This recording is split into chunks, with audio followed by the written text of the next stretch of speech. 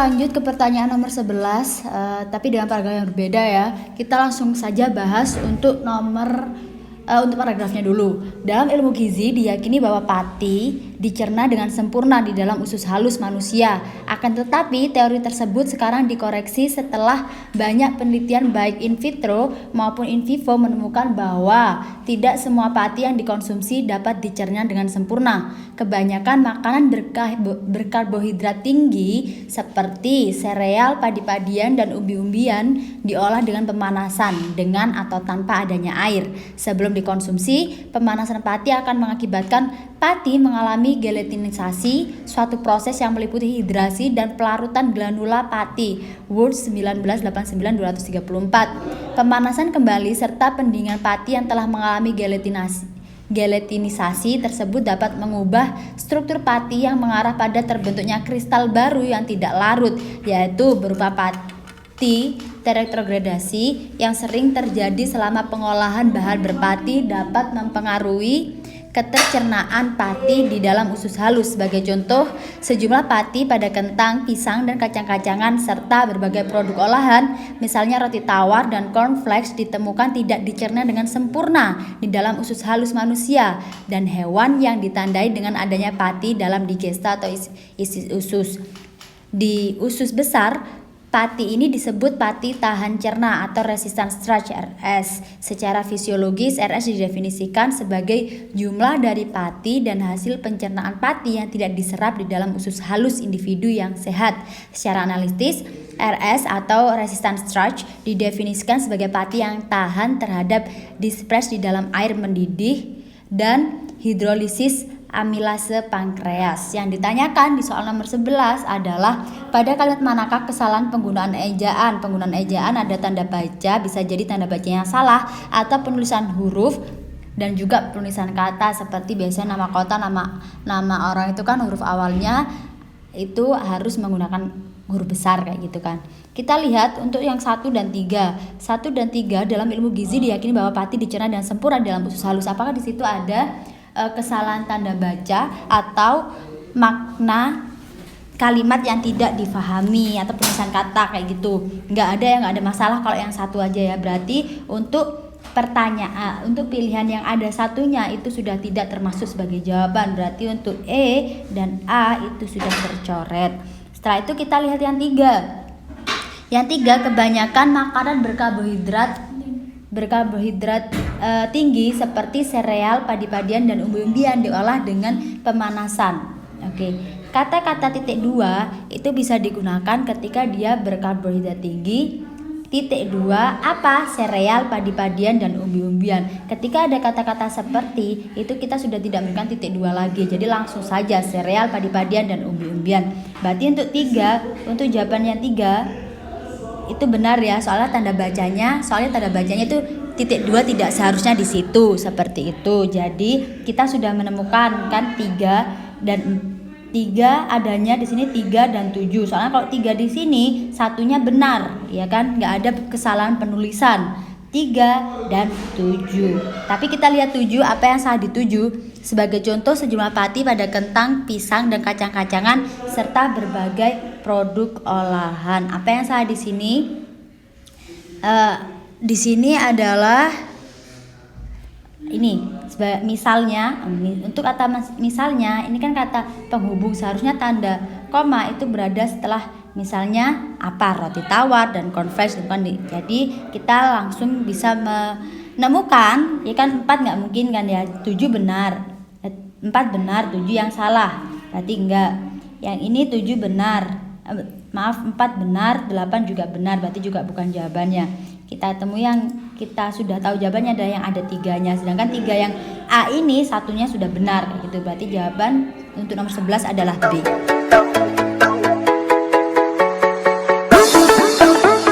Oke. Kita lanjut ke pertanyaan nomor 2 masih dengan teks yang sama.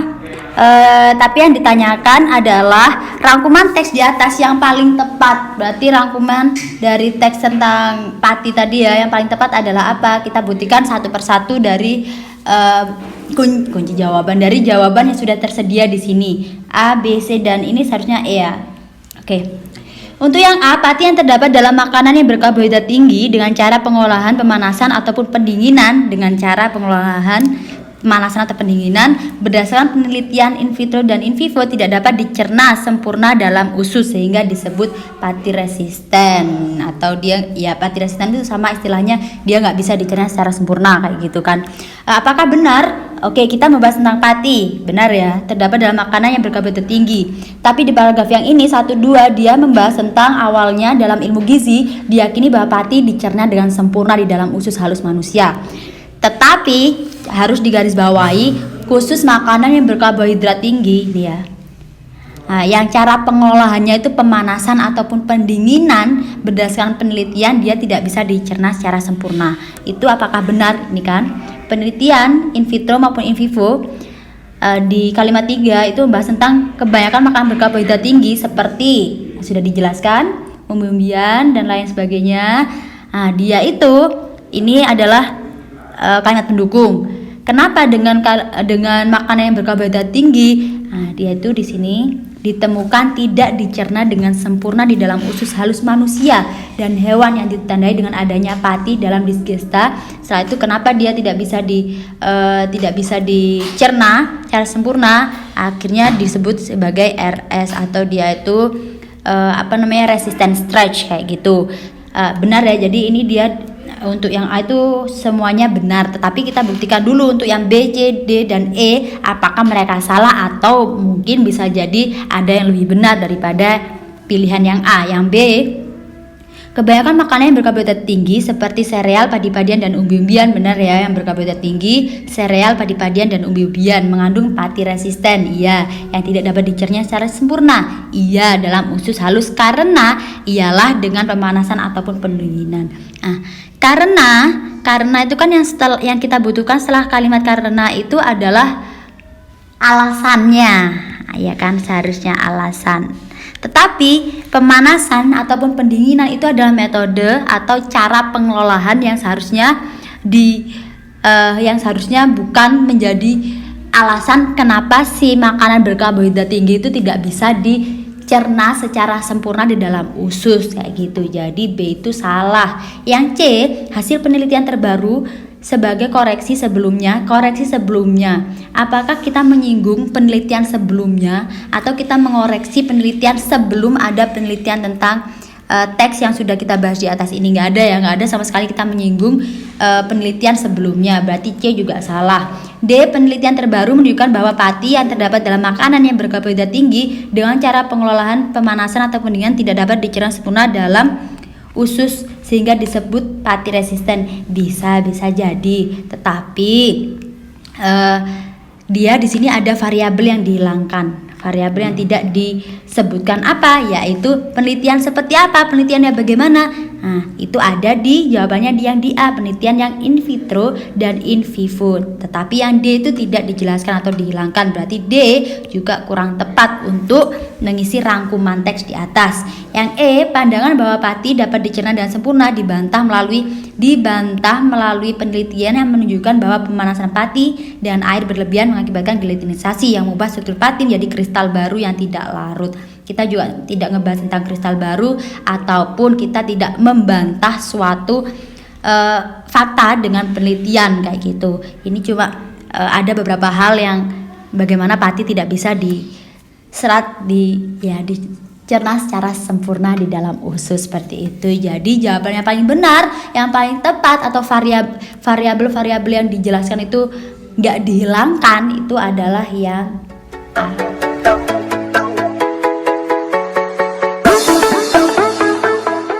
Well, hello, it's English time. So we have like a really long paragraph and we have some questions provided. Langsung saja kita bahas untuk paragraf ini ya kan. So, first paragraph, food waste is a big deal. According to the United Nations Food and Agriculture Organization, 28% of the world agriculture area is used to produce food that ultimately goes to waste each year. But now, writes Fergus O'Sullivan for City Lab, a new supermarket stock only with wasted food is tackling the problem head on. Nah, jadi untuk di paragraf 1 itu bahas tentang food waste. Itu adalah makanan-makanan atau ya pokoknya makanan-makanan yang mereka itu sudah bukan nggak layak ya, entah itu kemasannya rusak atau entah kadaluarsanya sudah tanggal kadaluarsanya udah mendekatin, itu namanya food waste. Jadi dia makanan yang terbuang istilahnya, tapi bukan berarti dia nggak layak ya. Terus paragraf 2, dan itu jadi masalah sekarang. The project is an outgrowth of British non-profit The Real Junk Food Project, reports O'Sullivan. The group has long collected wasted food for pay as you can around the world. But its supermarket input say takes the concept one step further. The market takes food that's donated by the local restaurant and grocery stores and put in a shelf to sell to customers who pay what they can. Jadi projectnya itu sekarang lagi booming banget gitu kan. Lagi booming banget. Setelah itu ada salah satu grup yang mereka sudah mengkoleksi wasted food, dan jika kita mau beli makanan di situ, kita bisa membayar sesuai yang kita bisa. Maksudnya kita mampu bayar berapa ya udah, gitu kan. But its supermarket in Putse takes the concept one step further. Tapi konsep salah satu di supermarket di Putse itu dia one step further. Jadi maksudnya dia tuh ngambil langkah lebih jauh, yaitu dengan market ini, supermarket yang baru ini, dia mengoleksi makanan yang mereka dapat dari donasi lokal restoran atau grocery store, dan mereka put on the shelf, jadi diranjang-ranjang gitu kan, di rak-rak itu mereka tahu di situ dan dijual lagi kayak gitu. The next paragraph. As Hazel Safir report for The Independent, the store is already serving as a lifeline for families who are down in their luck. It's kind of like food pantry, but has no restriction on who gets the food, and the concept is not a new one. As Sheffield wrote in another report this month, the idea has taken off in Denmark too, due to a government initiative to reduce the country's volume wasted food. Jadi supermarket yang menyediakan makanan wasted food itu seperti kayak kita ke food pantry. Bedanya sama yang food pantry, kalau di sini tuh dia nggak ada no restriction on who get the food kayak gitu. Dan ide ini udah diambil juga atau has taken off di Denmark. Soalnya pemerintah itu ingin mengurangi berinisiatif untuk mengurangi volume of wasted food. Jadi banyak makanan yang terbuang kayak gitu. Untuk mengurangi itu, mereka berinisiatif untuk menggunakan supermarket wasted food supermarket kayak gitu loh. Next, last year the USDA tadi ya, United Nations Food and Agriculture Organization, launched its first ever food waste reduction goal, aiming to reduce the amount of wasted food by 50% by 2030. The agency estimates that cutting just 15% of this waste in the United States would provide enough food for more than 25 million Americans per year. Jadi dengan food waste supermarket itu diharapkan nanti itu bakal mengurangi 50% makanan yang terbuang kayak gitu di tahun 2030. Dan the agency mereka memperkirakan dengan menggunakan wasted food supermarket itu bakal mengurangi 15% total dari keseluruhan 15% dari bakal ada 25 million orang yang mereka itu biasanya kekurangan makanan kayak gitu kan. Nah, itu mereka dapat maksudnya kebagian makanan 25 million American per year. Jadi membantulah kayak gitu loh. And hunger isn't the only reason to reduce food waste. As Ben Skiller notes for Facto, wasted food has no carbon dioxide impact equal to the output of one of 4 cars on the road worldwide and consume a quarter of the world fresh water and 300 million barrels of oil each year. Jadi selain itu, mengapa mereka itu mereduce adanya food waste? Soalnya wasted food itu nggak punya carbon dioxide juga, jadi dia nggak berdampak kayak gitu loh. Terus next, so why do grocery stores toss up to 10% of all the waste food? The USDA notes that dented and damaged packaging, products that haven't been stored properly, holiday specialties that are never purchased, overstocked food, and weird looking misshapen food account for the waste. In some countries like France, it's even illegal for grocery stores to throw out food. Rather, they must donate their wasted good to charity or the poor. Jadi kenapa sih wasted food itu banyak banget gitu loh terbuangnya itu kenapa? Soalnya wasted food itu mereka dapat dari hal-hal yang ini damage packaging, jadi packagingnya yang nggak bagus, terus product that haven't been stored properly, terus habis itu ada yang biasa stok holiday tapi nggak habis, terus overstock juga, weird looking, packagingnya juga nggak bagus gitu ya. Itu di some country, di beberapa negara like France itu adalah hal ilegal kalau kita membuang-buang wasted food itu. Lebih baik they must donate their wasted good to charity or the poor. Jadi lebih baik didonasikan for charity ya atau to the poor. Next, food waste supermarket aren't the only weapon in the fight against waste. From activism working to improve the chat of strange looking fruit and veggies to craft beers made of wasted projects like a stale bread and grapefruit, there are plenty of creative ways to buy and eat food that would otherwise be thrown out. Maybe it's time to bring the food waste supermarket concept to the United States, a delicious addition to the smorgasbord of waste not to trash perfectly good meals. Jadi food waste itu emang nggak satu-satunya jalan gitu kan. Cuma dengan adanya food waste itu mereka bisa daripada dibuang gitu. Memang ada sih banyak hal seperti like a stale bread and grapefruit. There are plenty of creative way to buy and eat food that would otherwise be thrown out. Daripada dibuang kayak gitu kan. Maybe it's time. Jadi kayak Amerika gitu udah waktunya untuk mempunyai atau lebih banyak mempunyai wasted food supermarket kayak gitu. Okay, the question in number 13 is that the word outgrowth in paragraph 2 can be replaced by outgrowth. Tadi yang aku bilang kayak the project is an outgrowth, jadi dia booming banget ya. Langsung aja kita lihat dari multiple choicesnya A to E. Kalau booming itu kan sebuah kemajuan, kenaikan. Tetapi kalau kita lihat dari A, caution, itu sudah nggak ada sama sekali hubungannya sama outgrowth. Caution itu kan kayak caution kayak memperingatkan sesuatu kayak gitu kan. Nah, development bisa jadi soalnya outgrowth itu kan growth, berkembang, dari kata growth aja tumbuh kembang kayak gitu.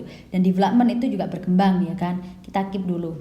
Kenapa nggak increase? Increase kan bertambah. Tapi yang di kalimat 2 atau di paragraf 2 itu apa emang yang bertambah? Dia kan cuma bilang kalau project real junk food project itu dia tuh booming kayak gitu kan. Bukan berarti bertambah. Kalau bertambah kan sebelumnya ada kayak gitu kan.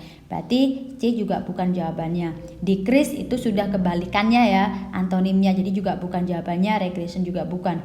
Jadi the right answer for number 13 is development.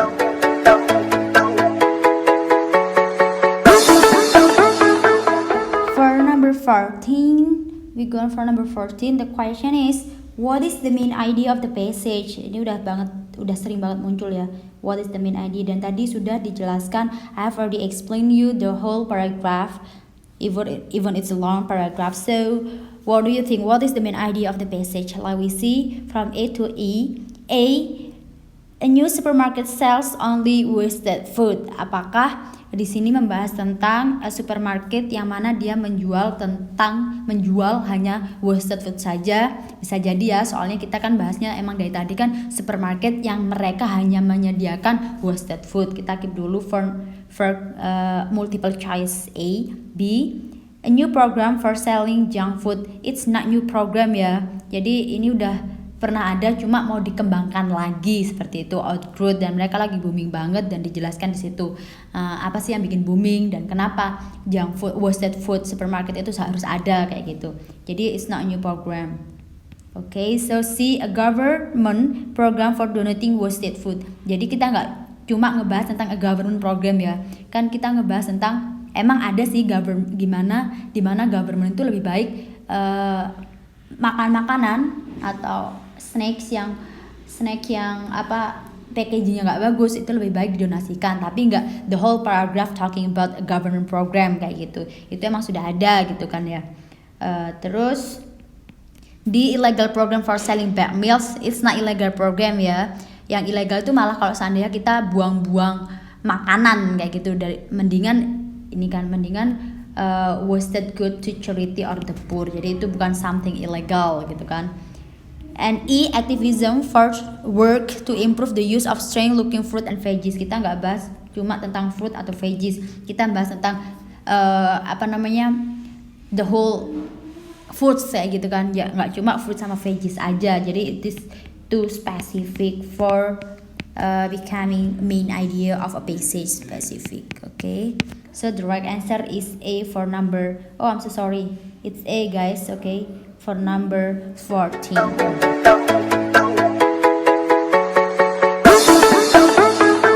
Step on number 15. Number 15, the question is what the writer wants to tell the reader through the sentence. The project is an outgrowth of British non-profit The Real Junk Food Project in paragraph 2. Where is paragraph 2? So this is right. The project is an outgrowth of British non-profit The Real Junk Food Project, report O'Sullivan. So we will find the right answer for number 15. Apakah jawabannya dengan kenapa sih si penulis itu menulis sentence ini kepada readers kayak gitu kan? Kira-kira apa yang dia maksud kayak gitu? Apakah A, to explain about Sullivan thug di sini bukan thugnya dia ya, dia itu mereport. Jadi kalau seandainya thugnya lebih ke opini kayak gitu, sedangkan ini nih fakta gitu kan. So it's not a thug but it's fact kayak gitu kan. Berarti ini bukan jawabannya gitu kan. Kalau opini berarti itu opini dari dia murni. Kalau sedangkan ini itu ada report gitu kan, dia report dari berita atau dari situasi yang memang sudah ada di situ gitu. Terus B, to discuss a new project from a community. To discuss the new project, I think itu emang nggak new project kan, tetapi kita kan nyari yang paling benar nih. Tapi nggak tahu ini benar apa enggak sih. Yang pasti di sini itu kan bilangnya the project is an outgrowth of British non-profit The Real Junk Food Project. Di sini ada dia membahas tentang project apa, yaitu project tentang real junk food kayak gitu kan. Real junk food. Kita keep dulu yang B.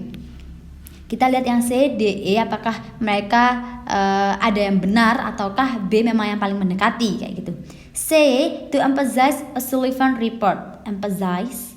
Sedangkan emphasize itu kan menekankan report dari si Sullivan ini. Nah, sedangkan reportnya dia adalah ini, the project is outgrowth of British non-profit The Real Junk Food Project, report Sullivan. Jadi ini ada reportnya dia.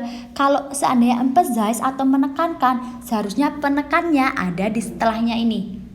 Nah, apa sih yang dimaksud dengan Real Junk Food Project? Nah, berarti Real Junk Food Project itu adalah wasted food for pay as you can around the world but in supermarket. Nah, ini adalah paragraf yang emphasize atau menekankan dari reportnya si Sullivan itu. Kalau yang ditanyakan yang ini berarti bisa saja jawabannya adalah C, to emphasize Sullivan report. Tapi kan bukan kan, reportnya dia baru di awal sini. Berarti D juga C is not the right answer. Terus D, to clear misunderstanding between government and society. Di paragraf 2 ini kita nggak bahas sama sekali tentang misunderstanding atau miskomunikasi, kesalahpahaman antara government sama society gitu. Nggak ada sama sekali di situ dibahas. So totally D is not the right answer. E, to refute atau menyangkal. Refute itu menyangkal ya, artinya common misconception it has the same meaning like misunderstanding. Jadi kesalahpahaman from French community. French community kita baru bahas French itu di paragraf sini, ya kan? Ini paragraf ini. Di paragraf 2 nggak ada kita menyinggung sama sekali tentang French. So this is not the right answer for it. Jadi ya kita tahu bahwasanya ini A, C, D, E itu udah salah banget. Soalnya memang dia nggak stated in the second paragraph gitu kan. Berarti jawaban yang mendekati itu adalah B, to discuss the new project from community. Soalnya di sini kita bahas project apa ya kan? Ini kan to discuss new project from community. New project apa? Yaitu project The Real Junk Food kayak gitu. So 15D.